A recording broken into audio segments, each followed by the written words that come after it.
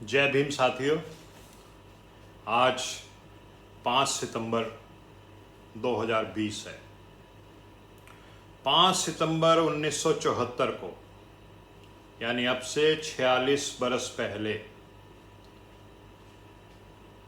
बाबू जगदेव प्रसाद जी को एक मनुवादी साजिश के तहत सवर्णों के गिरोह ने गोली मार करके भरे बाजार शहीद कर दिया। उनकी शहादत पर किसी ने लिखा था कि गोलियां चारों तरफ से घेर लेंगी जब मुझे, और तन्हा छोड़ देगी जब मेरा मरकद मुझे, और संगीनों पे चाहेंगे उठाना सब मुझे। ए मिशन उस वक्त भी मैं तेरे नगमे गाऊंगा, मरते मरते एक तमाशा ए वफा बन जाऊंगा। बाबू जगदेव प्रसाद आप में से ज़्यादातर जानते हैं कि जिंदगी भर समाजी इंसाफ की लड़ाई लड़ते रहे।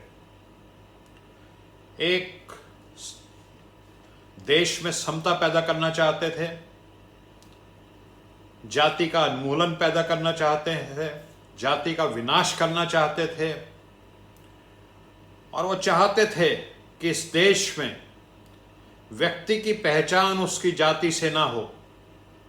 जातियों के गिरोह अपने जातियों के कुस्वार्थ को पूरा करने के लिए देश के जड़ों में मट्ठा डालने का काम बंद करें। जाति विहीन, वर्ग विहीन, समता मूलक समाज का सपना देखा था। हम भी देखते हैं, आप भी देखते हैं, लेकिन हम लोग अपना काम भी करते रहते हैं, अपने परिवार का भी वो करते रहते हैं, और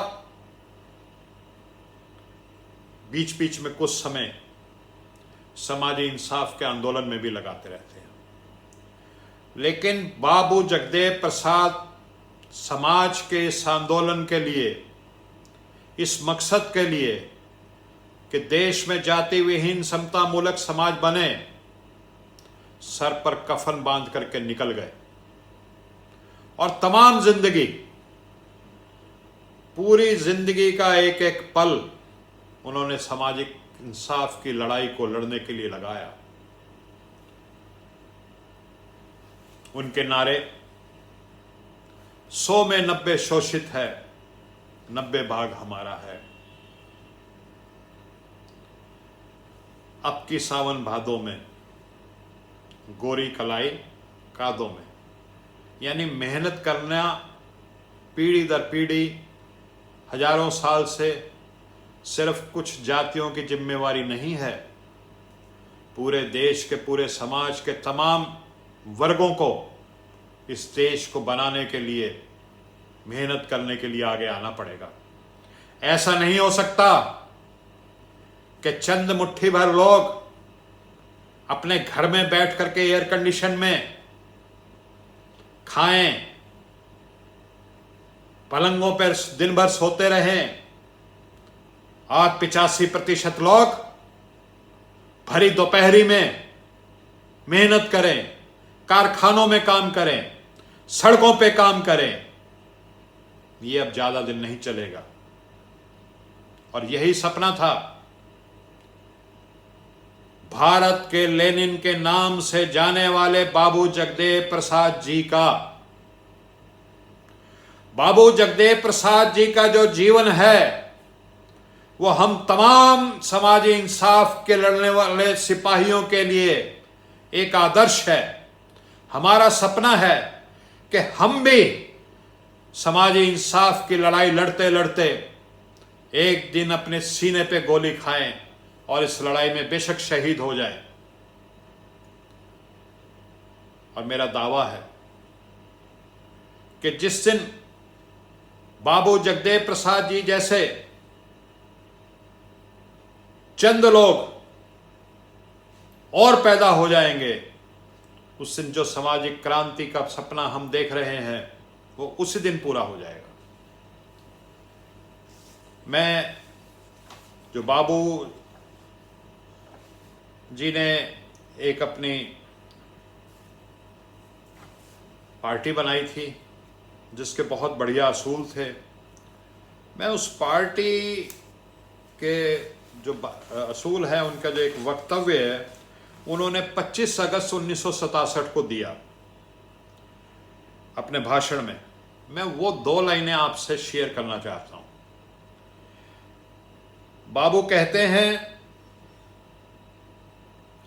कि जिस लड़ाई की बुनियाद आज मैं डाल रहा हूं वो लंबी और कठिन होगी। चूंकि मैं एक क्रांतिकारी पार्टी का निर्माण कर रहा हूं, इसलिए इसमें आने जाने वालों की कमी नहीं होगी। यानी लोग आते भी रहेंगे और जाते भी रहेंगे, परंतु इसकी धारा रुकेगी नहीं। इसमें पहली पीढ़ी के लोग मारे जाएंगे। बाबू जगदेव प्रसाद जी मारे गए। दूसरी पीढ़ी के लोग जेल जाएंगे। आज बहुत लोग जेलों में हैं जो समाजी इंसाफ की लड़ाई लड़ रहे हैं, लेकिन तीसरी पीढ़ी के लोग राज करेंगे। जीत अंततो गत्वा हमारी होगी। वो एक शायर ने भी कहा है कि इन अंधेरों में एक ना एक शम्मा जलाए रखिए, सुबह होने को है माहौल बनाए रखिए। एक किरण नूर की, यानी सच्चाई की किरण, एक किरण नूर की जुल्मात पे भारी होगी। रात उन जालिमों की ही सही, सुबह हमारी होगी। दोस्तों, बाबू जगदेव प्रसाद जी अपने 6 सूत्रीय कार्यक्रम को लेकर के, जो सामाजिक समता का उनका कार्यक्रम था, उसके लिए वो जगह जगह कार्यक्रम करते थे, जनसभाएं करते थे, जुलूस निकालते थे। ऐसा ही एक जुलूस कुर्था में उन्होंने 5 सितंबर 1974 को निकाला। हजारों लोग थे, लेकिन मनुवादी ताकतों ने उस दिन साजिश कर रखी थी। वो जान गए थे कि बाबू जगदेव प्रसाद जी का एक एक दिन जीना मनुवाद की जड़ों को काट रहा है। अगर बाबू जगदेव प्रसाद जी ज्यादा दिन जिंदा रह गए तो वो जो वर्चस्व, वो जो दबंगाई हजारों साल से मनुवादी ब्राह्मणवादी ताकतों ने इस देश में कायम कर रखी है, उसकी जड़ों को बाबू जगदेव प्रसाद जी काट देंगे और इस देश में समता आ जाएगी। जब उनका जुलूस एक कुर्था के चौराहे पे पहुंचा तो वहां भारी संख्या में सशस्त्र बल तैनात था बंदूक के लिए। आप भी जानते हैं, मैं भी जानता हूं, देश का कानून है कि अगर कभी कोई प्रदर्शन को, अगर वो वायलेंट हो जाता है, यदि वो आगजनी करता है या वो लोगों की हत्याएं करना शुरू कर देता है, राइट्स कर देता है, तभी ऐसे जुलूस के ऊपर गोली चलाई जा सकती है। लेकिन एक शांतिपूर्ण जुलूस, हाथ में पार्टी के काले झंडे लिए शांतिपूर्ण तरीके से चौराहे पे इकट्ठा हो रहा है। बाबू जगदेव प्रसाद जी उसमें भाषण कर रहे हैं। जलियांवाला बाग की तरह पुलिस बंदूकों के साथ आती है। पुलिस को हिदायत होती है कि अगर ऐसे हालात में गोली चलानी भी पड़े तो पैरों पे मारे। लेकिन जनरल डायर की औलाद, वो पुलिस सीधे निशाना लगा करके बाबू जगदेव प्रसाद के ऊपर गोली चलाते हैं। गोली बाबू के गर्दन में जाकर के लग जाती है, बाबू गिर जाते हैं। लेकिन यहीं पर भी जुर्म समाप्त नहीं होता। देश का कानून कहता है कि अगर कोई गोली से घायल हुआ है तो उसको तुरंत अस्पताल लेके जाया जाए। लेकिन बाबू जगदेव प्रसाद को वो जालिम पुलिस, क्रूर पुलिस, वो मनुवादियों की औलादें बाबू जगदेव प्रसाद को घसीटते हुए घसीटते हुए पुलिस स्टेशन में ले जाते हैं। बाबू जगदेव प्रसाद चिल्ला रहे हैं, पानी पानी पानी पानी पानी पानी। एक दलित महिला वहीं पे जो खड़ी थी वो पानी देने की कोशिश करती है, पुलिस उसको मार के भगा देती है। बाबू जगदेव प्रसाद के ऊपर पुलिस राइफल के बटों से उनकी छाती को कूटती है। ऐसा जुल्म अंग्रेजों के जमाने में भी किसी इंसान के साथ नहीं हुआ था, जो आजाद भारत में मनुवादियों ने एक साजिश के तहत बाबू जगदेव प्रसाद जी के साथ किया। तो दोस्तों, वो सोचते होंगे कि बाबू जगदेव प्रसाद खत्म हो गए तो ये समता का आंदोलन, ये समता मूलक समाज बनाने का आंदोलन, वो भी खत्म हो जाएगा। लेकिन जैसा कहा गया है कि शहीदों की चिताओं पर लगेंगे हर बरस मेले, मिशन पे मिटने वालों का यही बाकी निशान होगा।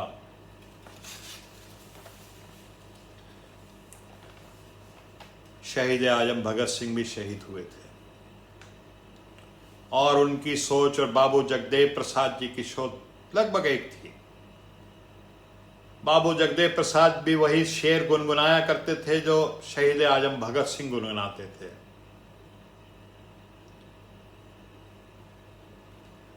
कि सरफरोशी की तमन्ना अब हमारे दिल में है, देखना है जोर कितना बाजुए कातिल में है।